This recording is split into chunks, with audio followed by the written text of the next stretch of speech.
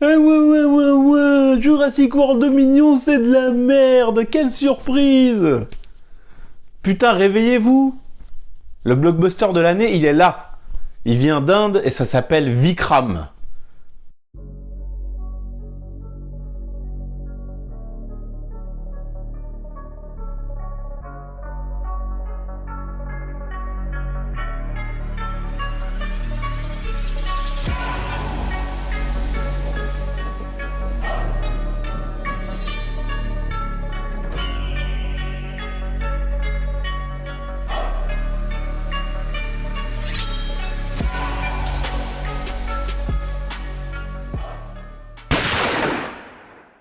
Oui, je parle beaucoup de cinéma indien ces derniers temps, mais c'est parce que je vais beaucoup en voir et qu'il nous offre des films vraiment excitants, avec beaucoup de démesure, avec beaucoup d'envie de faire du cinéma spectaculaire, quelque chose qui manque, quoi, aux productions actuelles, aux blockbusters que tout le monde va voir en sachant pertinemment que c'est de la merde, mais il faut bien y aller pour vérifier que c'est bien de la merde, alors qu'on a des tas de sorties intéressantes, accessibles en majorité sur Paris, certes, mais beaucoup de petits groupes de passionnés font en sorte que ces films soient distribués un maximum. Mais non. Voilà. Vikram, personne, quasiment personne ne va aller le voir. Et quel dommage.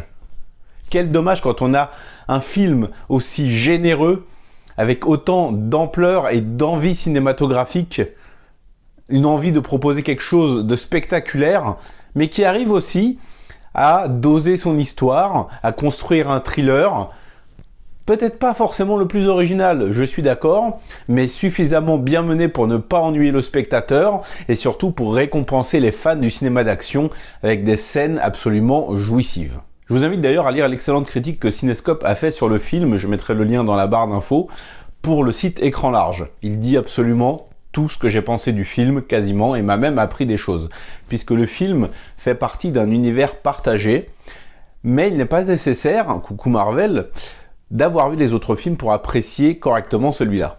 Le film se suffit à lui-même, et il y a des clins d'œil et des références aux autres films de la saga, oui, mais si on n'a pas vu les autres films de la saga, ça ne nuit pas à la compréhension de l'intrigue de Vikram. Le film est réalisé par Lokesh Kanagaraj, je ne ferai pas de blague sur son nom, et réunit 3 énormes stars du cinéma indien. On retrouve en effet à l'affiche Kamal Hassan, Vijay Sethupathi et Fahd Fazil. C'est le 4e film du réalisateur et on sent déjà une maîtrise technique assez poussée. Le film est graphiquement très beau, très bien réalisé, bien lisible dans ses scènes d'action, et la narration est assez fluide, même si le récit est plutôt dense et regroupe plusieurs personnages et plusieurs twists. Et on va être dans un blockbuster qui ne va pas avoir peur, et alléluia, bordel, d'être crade, d'être sale et de sacrifier ses personnages. Sans spoiler, j'ai été assez surpris par la brutalité de certaines scènes, certaines morts qui sont vraiment graphiques, et le film ne se prive pas d'excès gore lors des scènes d'action. On sent bien l'impact des coups, l'impact des balles, l'impact des couteaux. On va avoir des personnages qui en tuent d'autres avec une dizaine de coups de couteau bien appuyés, avec des gésiers de sang à l'appui. À l'appui, appuyé, bon, vous savez, je me répète souvent. Hein. Bref, graphiquement, le film ose des choses, parfois même des choses assez surprenantes, assez cruelles, et ça donne un côté bourrin, un côté actionneur des années 90 qui fait vraiment plaisir. Il y a des scènes assez épiques, comme la scène du mariage, ou le final, qui va être une succession de scènes d'action pendant presque une bonne demi-heure, bien chargée, bien viscérale, avec des affrontements au corps à corps, des gros gunfights, de l'artillerie lourde, des explosions, des poursuites, bref. Le fan du cinéma d'action ne peut que jubiler, et ça a été tout à fait mon cas. Je l'ai vu en salle en plus. Franchement, c'était un régal. Et on a plusieurs scènes que j'ai vraiment trouvées très bonnes au niveau de l'action. Notamment une scène où on a un personnage féminin assez âgé qui va affronter une dizaine d'intrus dans une scène bien troussée avec de jolis plans séquences. Toujours, la lisibilité, c'est le maître mot, c'est l'exact inverse de KGF, ce truc. C'est vraiment bien maîtrisé, c'est bien fluide, on sent qu'il y a un vrai chorégraphe derrière les séquences d'action. Le film est un actionneur, oui, mais c'est aussi un thriller. La première partie du film, si je peux dire ça comme ça, est une enquête policière avec des meurtres, une ambiance assez pesante, une ambiance graphique aussi, puisqu'on va avoir quelques scènes nocturnes, sous la pluie.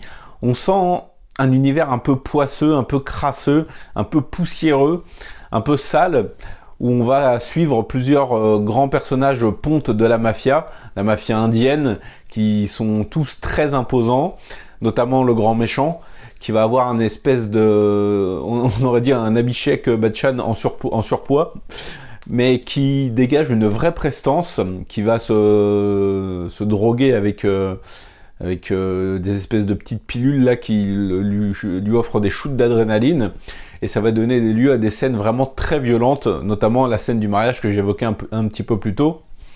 Bref, Vikram, c'est un bon blockbuster bien chargé qu'il faut absolument découvrir en salle. C'est un gros succès actuellement, je crois que c'est le plus gros succès du réalisateur en France, et c'est pleinement justifié. Pour les défauts, j'aurais peut-être dégrossi un peu de 20 minutes, mais ça se suit très bien, c'est fluide et c'est jamais ennuyant, même s'il y a une partie enquête qui est assez poussée et que l'action n'intervient vraiment qu'à partir de la scène du mariage, un peu avant l'intermission. Le film ne se perd jamais, et il arrive, malgré son côté assez grand spectacle sur la fin, à nous offrir des scènes intimes que j'ai trouvées vraiment très intéressantes, notamment entre l'un des héros et sa femme, qui vont, le héros va rater son mariage, puisqu'il est en plein dans son enquête. Il va rejoindre sa femme dans son bureau, et il va organiser une petite cérémonie en toute intimité avec ses collègues. Et j'ai trouvé cette scène très humaine, qui apportait un peu plus de légèreté et d'ampleur au personnage, surtout au vu de ce qui se passe par la suite pour eux. Le film est disponible en salle sur Paris. Allez le voir, donnez-lui sa chance, essayez de diversifier un petit peu vos goûts, plutôt que d'aller voir une énième daube américaine préformatée qu'on sait à l'avance être mauvaise. Essayez de donner votre chance à Vikram. Si vous êtes capable de vous asseoir et de regarder Jurassic World Dominion pendant 2h30, vous pouvez faire l'effort d'aller voir Vikram et de rester assis 2h50 et de vous prendre une bonne grosse claque des familles, surtout pour les fans du cinéma d'action et ceux qui ont juste l'envie de voir un bon blockbuster bien fait, bien écrit, et qui sait récompenser son spectateur avec des scènes d'action un peu à la The Raid, un peu à la mode indonésienne, bien chorégraphiées, bien intenses, et avec des personnages ultra charismatiques.